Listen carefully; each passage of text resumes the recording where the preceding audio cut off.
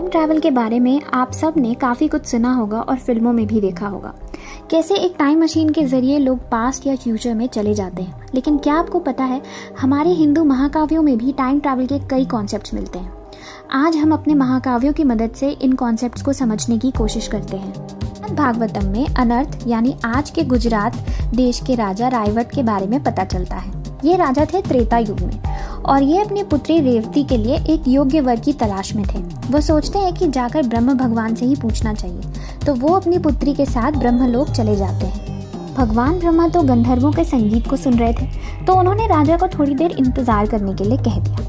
अब राजा रायवट कुछ पल के लिए इंतजार कर रहे थे और जब भगवान ब्रह्मा उनके सामने आए तो उन्होंने अपनी समस्या बताई। यह समस्या सुनकर ब्रह्मा जी हंसने लगे और उन्होंने कहा कि जितना समय आपने यहाँ ब्रह्मलोक में बिताया, उतने समय में पृथ्वी पर एक युग बीत चुका है। ब्रह्मलोक के कुछ पल में ही पृथ्वी के हजारों साल निकल चुके थे। अब राजा रायवट त्रेता युग में थे, पर पृथ्वी में द्वापर युग चल रहा था। इसके बाद भगवान ब्रह्मा जी ने कहा कि आपकी पुत्री रेवती का विवाह भगवान कृष्ण के ज्येष्ठ श्रीमान भगवान बलराम से करवाना चाहिए। राजा और राजकुमारी रेवती पृथ्वी पर आए तो उन्होंने देखा कि लोगों की हाइट और उनकी शक्ति काफी कम हो गई है उनके युग के मुकाबले। श्रीमान भगवान बलराम ने फिर अपने हल से राजकुमारी रेवती को टैप किया और उनकी हाइट को कम कर दिया ताकि वो इस नए युग में फिट हो सके और फिर उनका विवाह हो गया। इस कॉन्सेप्ट को हम आज के मॉडर्न साइंस के टाइम डायलेशन से मैच कर सकते हैं। आइंस्टाइन की थ्योरी के मुताबिक अगर आप एक हाई ग्रेविटेशनल एरिया में होते हैं जैसे कि ब्रह्मलोक, तो वहाँ टाइम काफी स्लो चलता है। जैसे राजा रायवट ने ब्रह्मलोक में कुछ पल ही बिताया था, पर पृथ्वी पर एक पूरा युग बीत चुका था।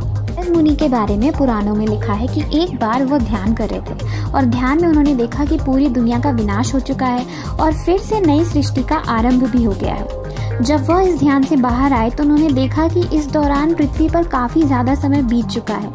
तो इससे भी हम टाइम डायलेशन या ऑल्टरनेट रियलिटी के कॉन्सेप्ट्स को समझ सकते हैं। काकभूषण जी के बारे में लिखा है कि उन्हें ऋषि लोमस ने श्राप दे दिया था, जिसके कारण वो अगले जन्म में एक काक बन गए थे।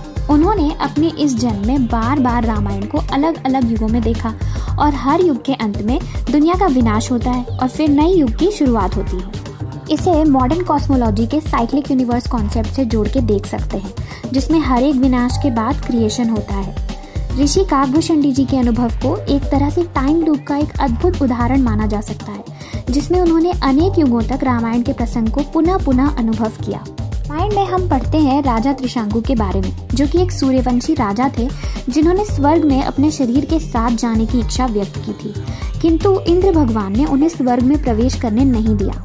इसके बाद राजा त्रिशंकु धरती और स्वर्ग के बीच थे।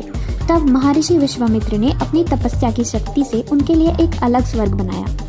इसे हम पैरेलल यूनिवर्स की थ्योरी से समझ सकते हैं। पैरेलल यूनिवर्स का कॉन्सेप्ट ये कहता है कि एक से ज्यादा यूनिवर्स एग्जिस्ट कर सकते हैं जो कि हमारी रियलिटी से बिल्कुल अलग हो सकते हैं। महर्षि विश्वामित्र का राजा त्रिशंकु के लिए एक अलग स्वर्ग बनाना इस बात का रेफरेंस है।